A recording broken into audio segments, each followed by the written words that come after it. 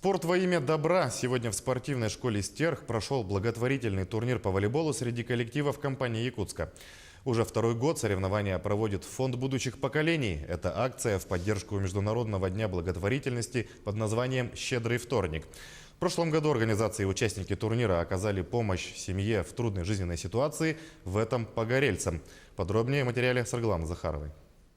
25 сентября, 4 часа утра. Игорь Сергеев просыпается из-за шума и запаха дыма. Перед глазами возникает ужасающая картина. Шум был, треск получается. Я на кухню выбегаю, там уже огонь, уже открытый огонь. Я сразу своих, и мы на улице. Квартира в старой деревяшке вспыхнула, как спичка. Все имущество было уничтожено огнем. Супруги и дочка-первоклассница получили множественные ожоги. На лице девочки остались следы от накапавшего с потолка пластика. Сейчас семья живет в приюте и пытается восстановить имущество.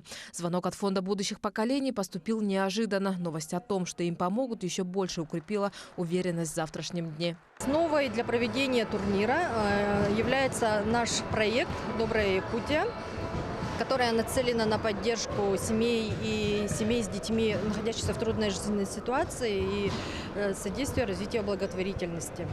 Волейбольный турнир фонд проводит уже второй год. В прошлом принимали участие всего 6 команд. На этот раз количество изъявивших желание помочь семье оказалось больше в разы – 22 команды. Для многих соревнования становятся уже традиционными. В прошлом году мы тоже участвовали